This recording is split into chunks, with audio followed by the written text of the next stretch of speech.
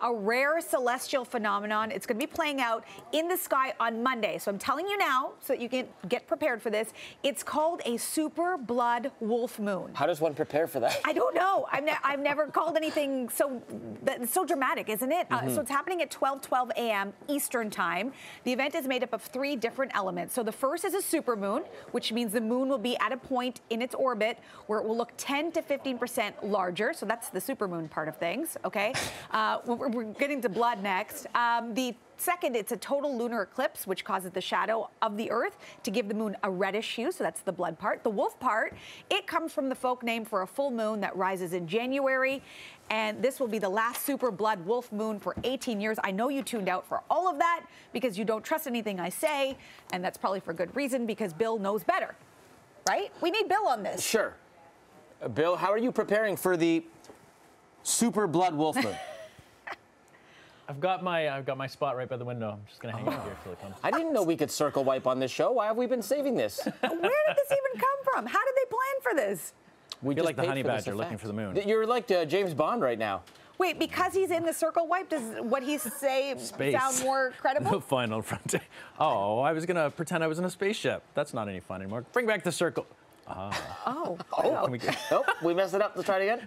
I'm sorry, isn't he supposed to be helping us understand this? I'm off What in is he doing? space. He's surfing. This is how you would prepare for the super wolf. It's true. Super wolf of Wall Street. What's it called? It's the super blood wolf moon. All right. I was just going to watch It makes Teen total Wolf on sense. Monday. Because that's what it reminds me of. The super moon means the moon will look 10 to 15% larger. Okay, hey, is that a super moon in the sky, or are you just happy to see me?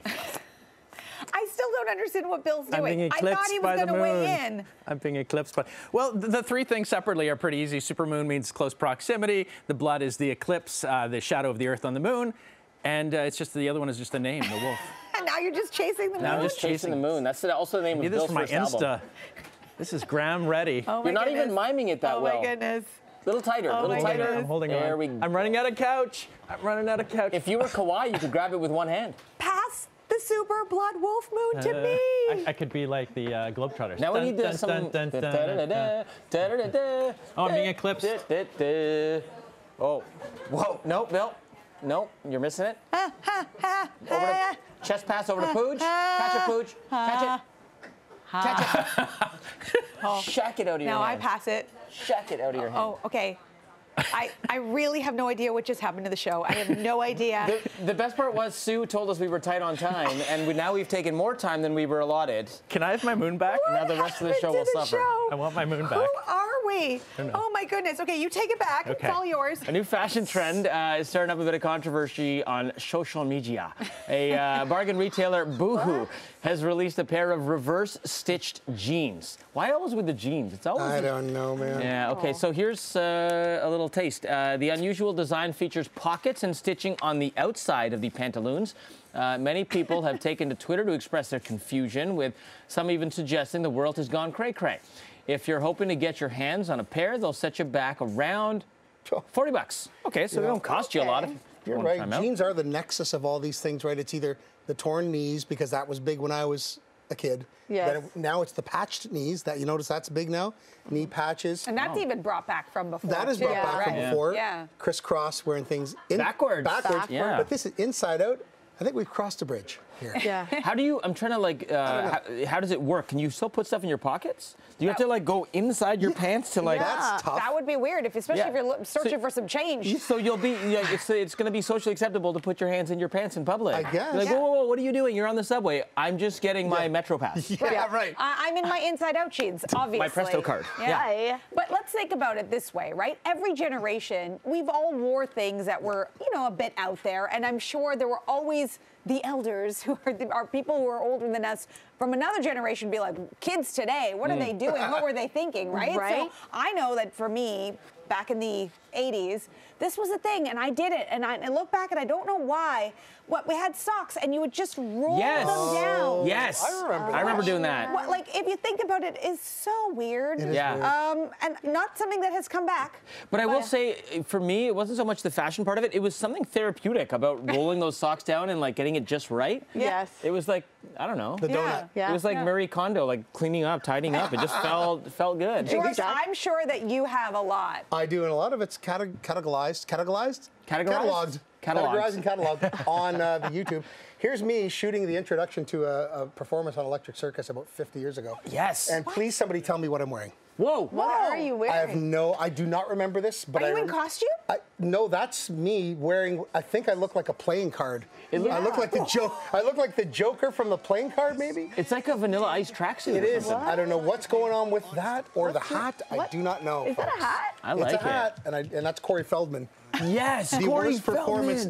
Well, the reason behind President Trump's choice to wear long ties has apparently been revealed now. Former New Jersey Governor Chris Christie shares this tidbit in his new memoir, Let Me Finish.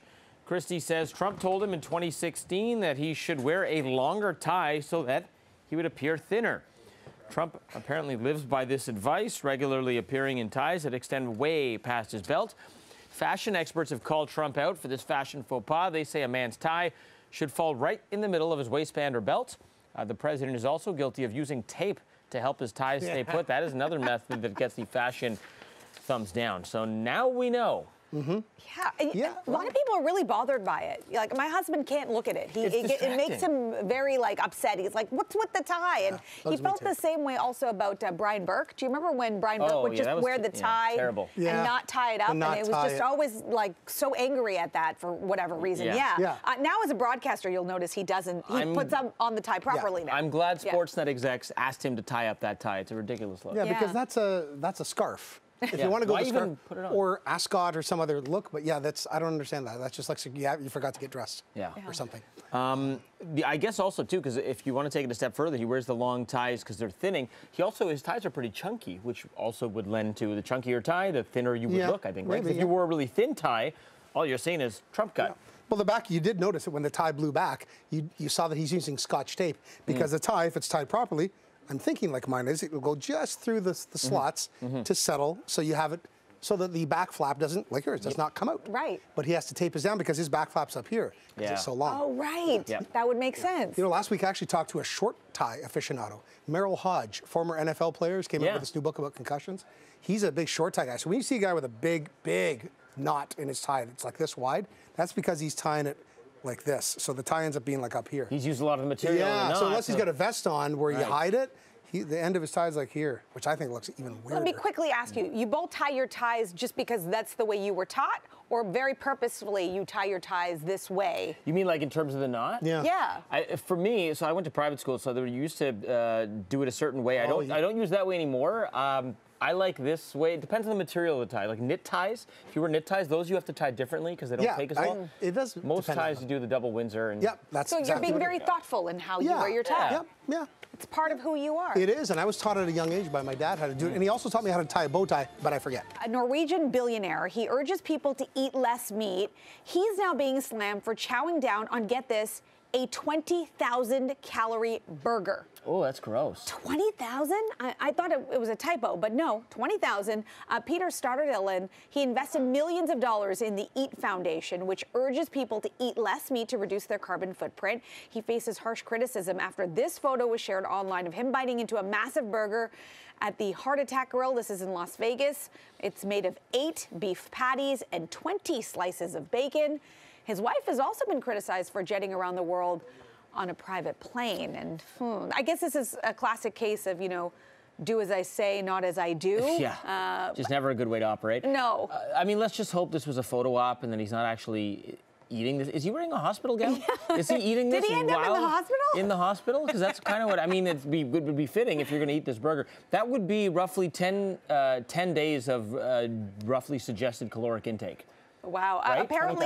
Apparently at the restaurant, by the way, they do give you that because I guess it's part of the joke is that, you're in a hospital gown and there's an IV thing and everything. Yeah. I'm going to give him the benefit of the doubt and assume he was posing for the photo and that he was hopefully with a bunch of people and they dismantled the burger and shared it like between 10 people. Look, anytime you're going to be somebody who's a spokesperson who's going to be vocal about how people should eat, people are not going to like you, right?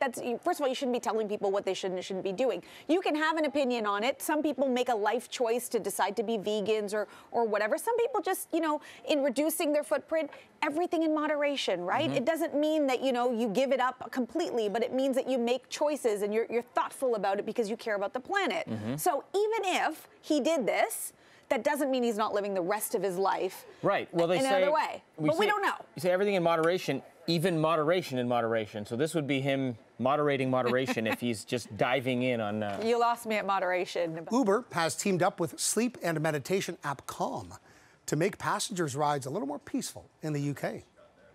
Now, users can choose between 4 relaxing exercises during their trips.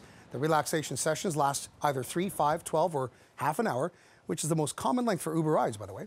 The ride-hailing service says the goal is to help passengers relax and improve focus while heading to destinations. So, a little counterintuitive, because we're always told that when you're in any vehicle and you're not driving, you know, stay awake, stay aware. You never know what could happen, you know, with the driver. You just, you know, I don't know. So, you know, it sounds great to be able to relax a little bit. It's a longer ride. Yeah, if you have a stressful day. Now, it depends. Are you doing Uber Pool or are you doing Uber X, you know? Yeah, that's a good point. Because sometimes the funds are a little bit, slim, so you got to do that pool option sometimes. Right. And then now you're the only one meditating and there's other people beside you. You're just like, you're drooling and beside you. Yeah, that's a little weird. Now, mind you, I wouldn't dare do this in an Uber because if I close my eyes for 10 or 15 minutes, who knows where we'll end up? Well, because I can't tell you how many times I have to help the Uber driver with where we're going. Yeah, the route, the destination. I wonder if there'd be like magic fingers in the back of the seats. But you know, those things help so much though, because sometimes you have that knot in your back, and every car is different for Uber, right? Like you have the really luxury ones, you have the mid-tier ones, and then you have the ones that look like they might fall apart if they hit a speed bump too hard. Right. Yeah. A good massage might never, you know. It's interesting, you know, again, this is only available in the UK. It's one of those things where it's not available here yet. I don't know if you guys have seen the new Lyft ads where they're promoting this guy in gridlock and he reverses his car all the way home and then he gets in, he just continues to take, you know, ride sharing. He's going on Lyft vehicles now. And he gets pulled over by a cop. He says, been drinking? Yep. So, you know, go ahead, drink, listen to music, do whatever you want, just don't drive. Let somebody else do the hard work and the heavy lifting. Yeah, it's true. That's the whole idea, right? And I'm not discounting the benefits of meditating because I think that's like amazing, especially in a traffic situation. Especially if you're in an Uber and you're sitting in traffic, that could be very helpful. I don't see me being in a moving car being able to close my eyes and relax. Can you sleep in a vehicle? Like if you're a passenger, do you find the motion helpful? I get motion sickness. Oh. Yeah, It's especially when I sit other. in the back. So anytime I actually do take an Uber, I have to sit right at the front. Because if I can't see the road, I start to get wheezy. Yeah. So this could help you. Yeah. So you need to come here. How about you? Can you nap in a car or sleep? But I think that has more to do with like just being a control freak. I think that's what it is.